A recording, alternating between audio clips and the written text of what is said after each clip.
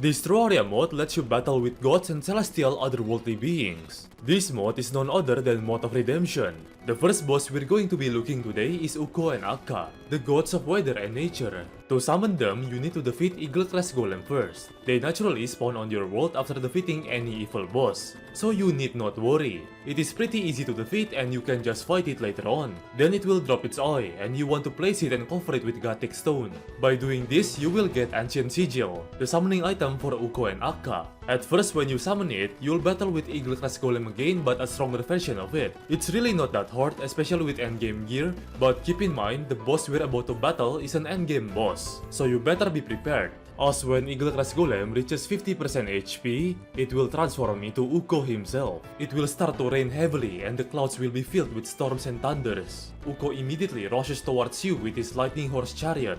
Ukko uses the power of weather to his full offensive capability, summoning and unleashing deadly storms, thunders, and winds. When Ukko reaches 75% HP, he calls down his lover, Akka, the goddess of nature, to aid him in the battle. Damn, even the bosses in-game has a girlfriend, while we players barely gets any. Naturally, the boss becomes much deadlier as now you're facing against two bosses at once. Akka has her own unique attacks that are nature-inspired, but personally, I find Akka's attacks quite annoying, especially the ones that inflicts poison debuff to you. The Sky Island they dropped caught me by surprise, followed by deadly insane combos. It is pretty crazy how their attacks form some sort of combos that synergizes well with each other, that if you got hit by one of them, you're almost guaranteed to get hit by another one. But yes, Ukko and Akka is definitely a really good boss fight and not to be underestimated with. Their attacks require you to have a fast reaction time, as you have to react to those telegraphs fast enough to be able to dodge them. Although most of the attacks are telegraph, I still find them difficult to dodge. After pounding Ukko's wife so hard she disappears to the back rooms, her husband got mad, so I did him a little favor, and I ended his miserable life with my dolphin gun. And just to reconfirm if they have enraged forms or not, I fought Ukko and Akka multiple times and their behaviors did not change much, so feel free to defeat either one first. But not gonna lie, Akka alone is so weak and frail. And the weapons Ukko and Akka drop are actually great for endgame weapons. Their design might be simple, but their damage is not to be underestimated with. Now, on to the next boss, Nebuleus. To summon her, you need to defeat the star serpents in the sky for galaxy stars, which then can be crafted into Galaxy Stone, the summoning item for Nebuleus. Nebuleus drops down from the sky in form of a falling star. Then she will give unique dialogues before she starts the fight. I find it quite interesting that she shouts her attacks before she unleashes them, which also kinda acts like a telegraph if you think about it again, but I think you should still focus on the actual telegraph lines from her attacks rather than the dialogue. It is easier to indicate them. All of her attacks are like Galaxy Star themed. She is like if the Nebula Pillar gets turned into an actual boss. As her HP goes lower, she's able to unleash new attacks. My personal favorite is when she starts spiraling those lunar beams around her. Her attack designs are simple and the execution went well. But believe it or not, this is not even her final phase. Neb wasn't even trying, we want a real fight. So yeah, feel free to defeat her during this, but it's not really her final phase. Because what you want to do is to grab your chalice fragment, then you want to head towards the direction it points, which is this small hall, usually located underground. Then, you want to snatch this shining crest gem. Afterwards, you want to go to an evil altar, and you want to combine both of them into a chalice of alignment. This item tells you your alignment status. Now, you want to get negative alignment. You can get it by killing Erhan the priest, killing the Grave Digger, a mini boss added by this mod, and not sparing Kingslayer, another boss added by this mod, which we'll talk a bit later in this video. By having negative alignment, you can unlock Nebuleus' true form, also known as the Bad Root. It is truly a moment of all time when Nebuleus from Mod of Redemption starts redeeming the redemption. Just by the looks of it, you can already see how truly hard and how truly extreme the true form of Nebuleus is. And nope, there is no way I can legitimately fight this boss now.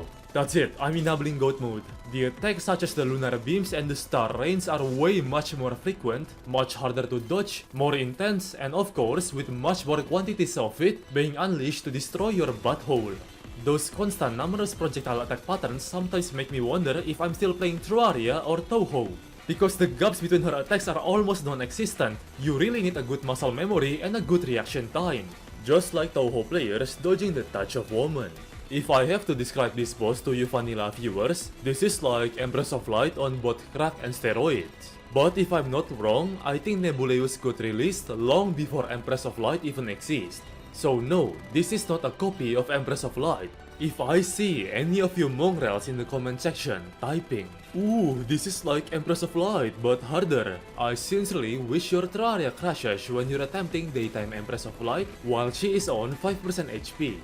Luckily, Nebuleus doesn't insta-kill you like daytime Empress of Light, so it's much more forgiving, and it looks like the attacks are pretty much the same throughout the whole fight, so you better learn the attack patterns and train your muscle memory. I love this chain attack where she grabs you with her chain and literally slams you with it to a magic wall. Once Nebuleus is down, she will give you some dialogue, and congrats, you might have possibly beat the hardest boss in this mod as of currently. Because I heard that if you have a good alignment, an even harder boss will come in the near future update of this mod.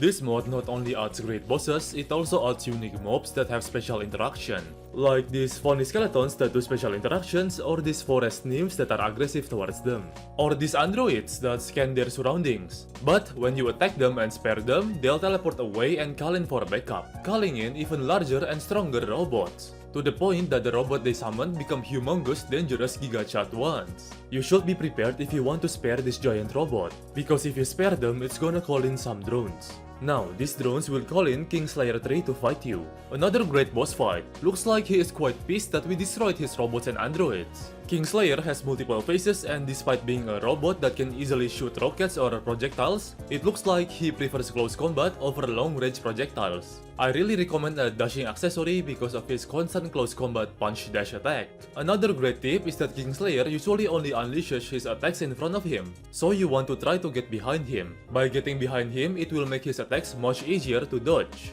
If you want, you can spare Kingslayer at the end of the boss fight, but if you decide to not spare him, he will enter an overloaded state.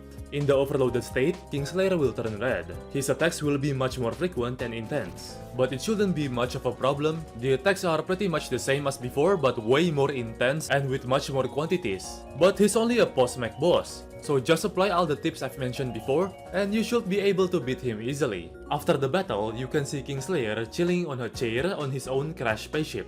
This spaceship is usually located on the snow biome, but it can be anywhere else in your world with the same coordinate. Kingslayer can give you quests that allows you to help him fix his spaceship. The last thing I want to talk about in this mod is the Wasteland biome. To get this biome, you need to buy the nuclear warhead which is sold by the T-Bot NPC after Wall of Flash is defeated. Then you want to follow the instruction to detonate the bomb at a location near the edge or border of your world. If you just stand still near the bomb, it is a guaranteed instant death. So you do need to get further away from the bomb explosion radius if you want to avoid death. It is a very unique biome. The biome inflicts like toxic and radiation poisoning, so gas mask is a very good accessory to wear. This biome reminds me a lot of Fallout Nuclear Wasteland. But yeah, the biome has new loot, new enemies, new exploration aspects and materials. You guys should check out Polarit's video for an in-depth guide on this biome. And yeah, I think that's about it. Thank you for watching and see ya.